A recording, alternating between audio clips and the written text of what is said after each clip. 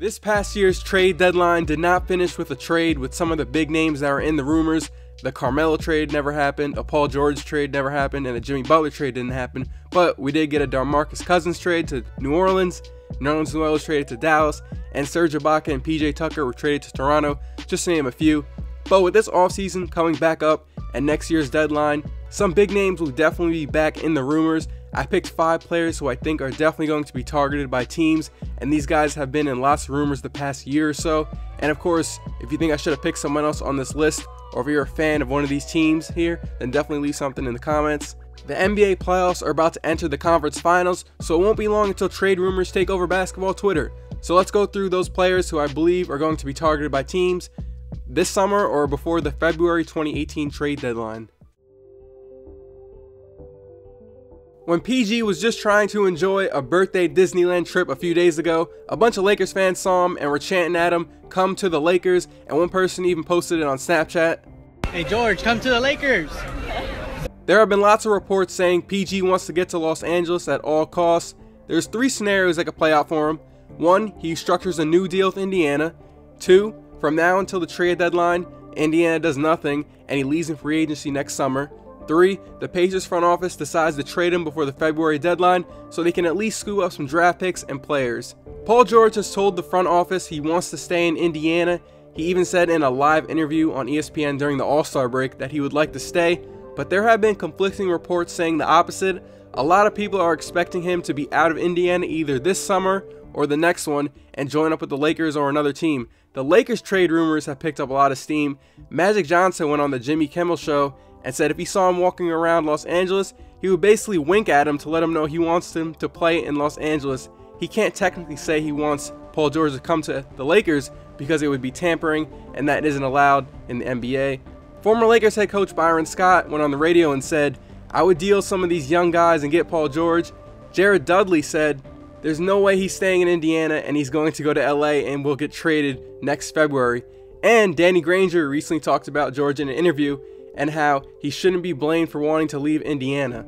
In my opinion, I do believe Paul George would like to stay in Indiana, but the current team is definitely not ready to play against the Cavs and LeBron, and the Bucks will be getting better next year. When all NBA teams are officially announced soon, the media decides whether or not players make it onto there, and if the media votes Paul George onto one of those teams, he will be qualified for an extra $75 million in salary if he stays in Indiana, so that is definitely something to look out for. CJ McCollum got in on the Paul George free agency / trade rumors on Twitter. He replied to someone on Twitter asking him who does he want the Blazers front office to go after in free agency. He tagged Paul George's Twitter. Now I don't know the Blazers salary cap situation and I don't think they will trade for him, but I'd guess everyone except Lillard, McCollum, and Nurkic would be available to trade if that was something Portland would be interested in. But Indiana's front office is going to have to think hard about getting something back from him or just letting him leave next summer once he can opt out of his contract. What do you guys think? Any Lakers fans watching? You think the Pacers and Lakers work out a trade before next February? Will he leave next summer in free agency? Do you think he'll stay or go to a different team? We'll trade for him. Let me know. Let's go into our next player, Jimmy Butler. The Bulls are probably the most confusing team in the NBA this regular season. One game they're all locked in and they look like a pretty good basketball team. Then the next night you say to yourself, this is a lottery team. They beat the Cavs 4 times this year, sweeping the series, but barely limped into the playoffs. The Bulls are in that middle area of not being bad enough to get a top draft pick, but not good enough to get to the conference finals or the NBA finals. There was some Jimmy to the Celtics trade rumors talk this past trade deadline in February with Jay Crowder and some draft picks. The Celtics are stocked with assets and have been waiting for the right trade to deal those picks and players. A defensive wing lineup with Smart, Jimmy Butler, and Avery Bradley would be scary on the court, and I'd love to see it. Now getting back into some talks from the Bulls front office, John Paxson went on ESPN Chicago radio to talk about the Bulls draft and off-season plans. He said they are not looking to move Jimmy Butler, but the Bulls do have all options on the table, and Paxson said if a team comes to you and offered you an unbelievable deal, you'd have to look at it. Jimmy said he wants to finish his career as a Bull because the front office took a risk on him, taking him late in the draft. He said he loves the city of Chicago and he feels he owes the city his basketball skills.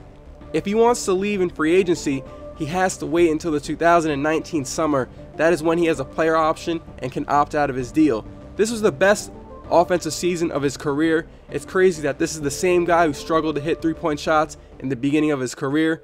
He averaged 23 points, dished out 5 assists per game, and got to the free throw line almost 9 times per game this past season. The Bulls front office has a lot to debate over with Jimmy Butler this summer. They don't have a lot of talented young guys on the roster that can complement him, and if the Bulls can get that unbelievable deal that John Paxson said he would consider, then it would be interesting to see what kind of players and picks they can get back if they trade Jimmy. Again, Bulls and Celtics fans, because there's going to be a lot of reports coming once the draft comes in late June and free agency begins in July. Do you hope the Bulls keep him and build around him, or do you want the Celtics to finally get rid of some of their assets to get that star player to put next to Isaiah Thomas? Carmelo and Phil Jackson have gotten into a lot of public disputes this past season. No anonymous sources. This is coming right from Phil.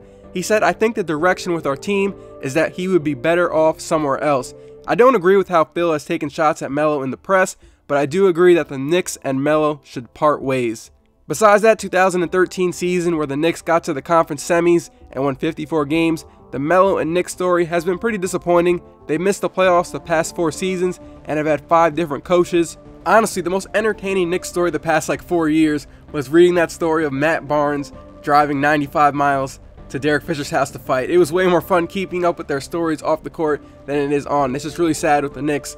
If they are going to get serious and start rebuilding their roster around Porzingis, and even he is in some trade rumors at the moment with him not showing up to exit interviews and that Clippers tweet that he denied tweeting, but there's no way the Knicks are this dumb. You keep Porzingis in New York.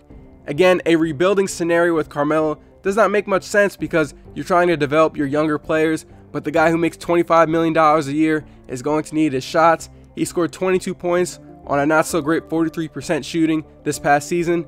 There have been 2 teams that Carmelo has been linked to in trade rumors, and that is the Celtics and the Clippers mainly. At the deadline, the Celtics were apparently interested in getting Carmelo, but backed off.